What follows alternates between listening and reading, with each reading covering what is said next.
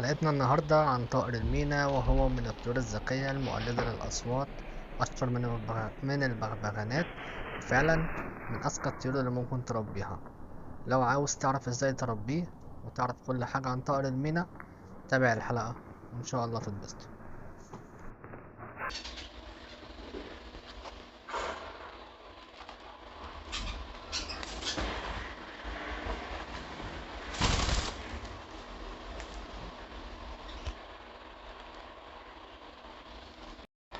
والسلام عليكم ورحمة الله. حلقة جديدة مع طائر المينا مقلد الأصوات والمتكلم. النهاردة حلقة بسيطة وخفيفة عن ازاي تربي طائر المينا وايه متطلباته، بيحتاج ايه، وازاي نقدر نحافظ عليه. تمام. طائر المينا من الطيور السهلة جدا في التربية. طائر بيخليك فعلا تحس ان انت معاك بغبغان، لان هو من اشطر الطيور اللي هي بتقدر تقلد الاصوات وبتتكلم كمان بطلاقة. بس هو في الطبيعة من الطيور العنادية جدا والطيور الشرسة اللي بتتربى في مجموعات، وفعلا بتخلي اي حاجة في الطبيعة يعني تستسلم قدامها من عندها ومن رخامتها فعلا على الطيور التانية. طيب، اول حاجة احنا محتاجينها في تربية طائر المينا هو قفص. بس انا عموما عامل بيت زي ما انتم شايفين كده، عبارة عن دولاب حاطط فيه اوراق اغصان شجر، وكمان عامل فيه لمبة تنور البيت من جوه.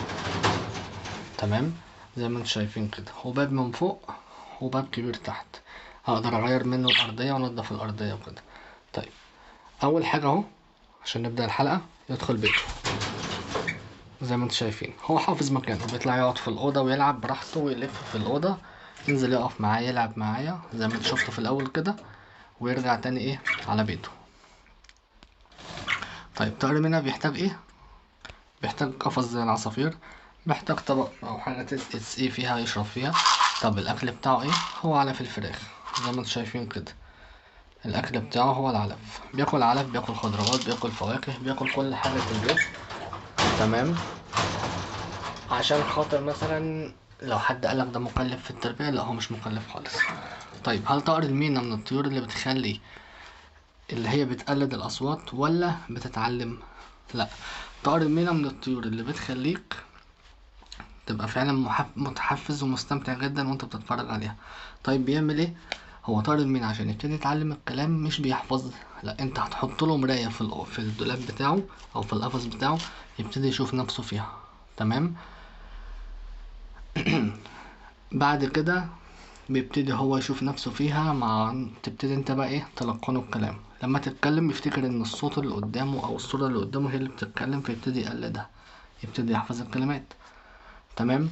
طائر المينا في الصيف بيحتاج يتشمس، وبيحتاج انه يتحط له طبق يعوم فيه ويسبح فيه، بزائد المسقى بتاعته اللي بيشرب منها وطبق الاكل. بياكل لحوم، بياكل خضروات، بياكل فواكه، بياكل جميع الاكل تقريبا. ذكي وبيفهم وناصح، بس شرس.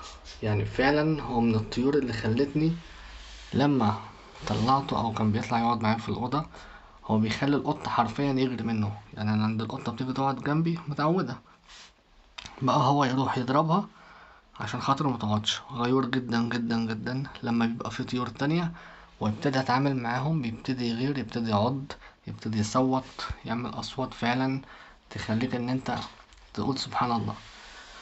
بطلعه طبعا في الشمس، وبطلعه في البلكونة بيعوم، بينزل في المية وبيعوم، وما شاء الله فعلا، وهتتبسطوا.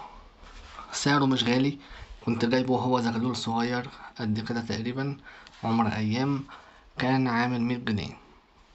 ابتديت اكله، بياكل ايه وهو صغير عشان يكبر؟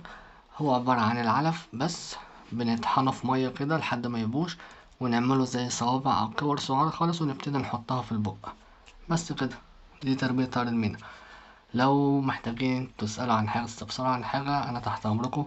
ويا رب تكون حلقة خفيفة وبسيطة، والسلام عليكم ورحمة الله، أشوفكم في حلقة جديدة.